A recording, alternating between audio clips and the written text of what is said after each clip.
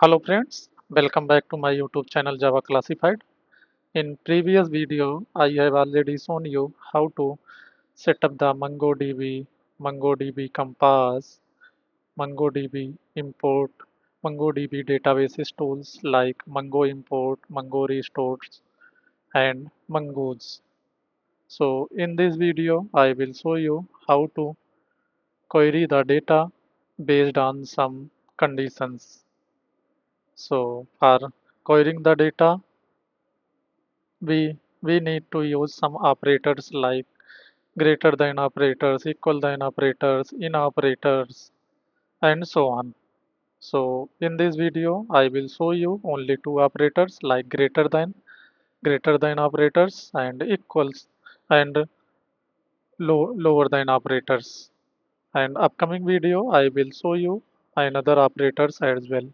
So let's go to our Chrome for creating the JSON data, and after that creating the data we will restore that data into our MongoDB server. So I am going to open ChatGPT. In the ChatGPT we will create a JSON array data. So I am going to give a command create a JSON student arrays data with student ID, student name, student number, student age, student marks, student college, student college name. So I'm going to enter it. Now it will create a JSON data as well and age and marks as well. So you can see here it is created. So I'm going to copy this data and going to opening the Notepad++. Now we are pasting in here and saving this data. So I'm going to file, save as, going to C drive. In the C drive previously I have already created a folder. I'm not sure the folder name, but previously I have created. So yeah, MongoDB JSON. So here going to add students JSON, students dot JSON, students data.json. Now here also going to select Arja JSON. Where is JSON? It is not showing where. I think we have missed something. Yeah, JSON file. Now going to click the save button. Now it is saved. So I'm going to CMD command, opening it, and let's check Mongo import -v, no collection specified. Okay, I have already set the environment variable, so that's why it is running. Now I'm going to use the command mongo import -db. We are going to define the db name as a student db. Now going to define collection name. We are going to define students. Now we are going to define file. So in the file going to C drive JSON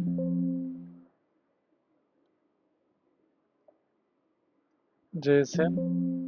What is the file or folder name?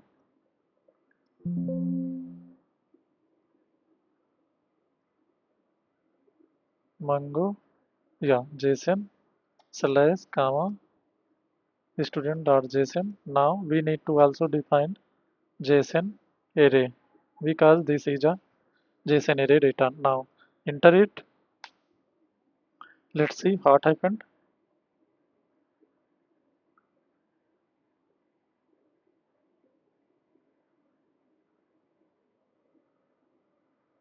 Once the data will inserted in our DB, then we will use the query operators.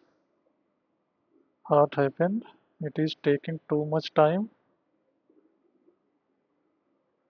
Mongo import. That what happened here? Okay, I think MongoDB server is not running. So as previous, I have already explained how to check the MongoDB services is running or not. So I'm going to open the run command. In the run command, we are going to typing services.msc. Now here we need to check MongoDB. If you have any doubt, you can watch my previous video or the MongoDB setups so that you will get the better understanding. Once it is running MongoDB, then we will run the same command as well. You can see MongoDB server is running now. So I'm going to run this command again. So you can see in my screen, five documents are uploaded successfully and zero documents are failed to import. So now going to run open open to another CMD. In here going to run mongoose command. So typing mongoose and enter it. Why it is taking some time? Yeah, now it is connected. You can see the all the DB by using so dbs command. Now you can see student DB folders are available in here. So I'm going to that folder student DB.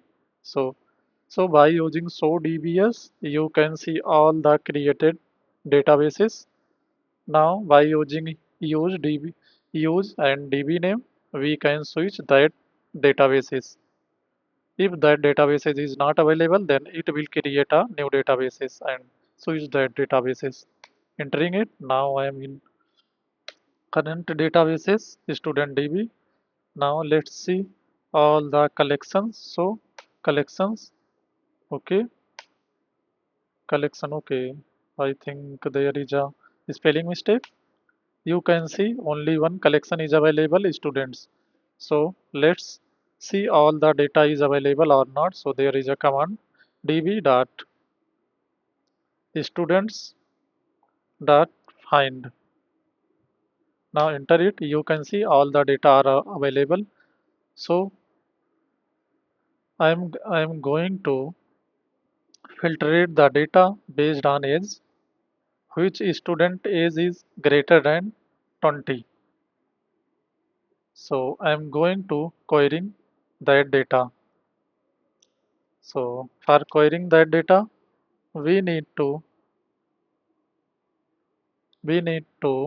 use db dot our collection name students dot find command. Now we need to define here column name. So there is a column student age because we are going to filtrate the data based on age, which student have age greater than 20. So we are defining the field name student age.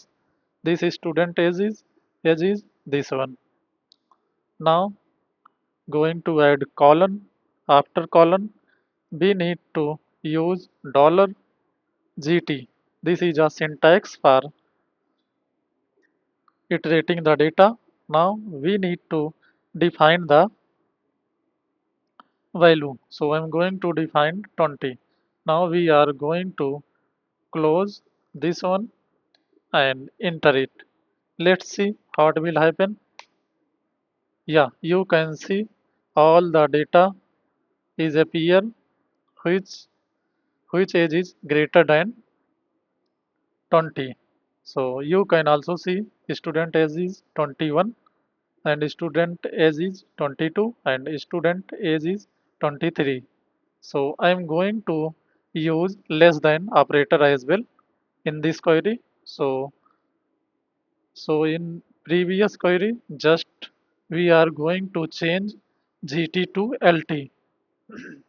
Here you need to write db dot collection name students dot find, and we need to define column name, and then need to add colon. After that we need to add at the rate dollar and syntax LT or GT based on your requirement. So in this query it will iterate all the data which student age is lower than 20. So let's enter it. There is no age, no there is no data available which student age is below than 20. So let's just modify it and add as a 21. Now enter it. You will see two data will appear: 21 Diana Patel and Alice Johnson. So by using GT and LT, you can iterate the data of your collections like student collection or employees collection, or, or anything based on your requirement. So in this video, you can see low, lower than operator and greater than operator. In upcoming video, I will also explain some another operators like in operators, equals operator, between operators, and so on. If you like my video, you can subscribe my channel so that you will get the better update to upcoming sessions. Thank you.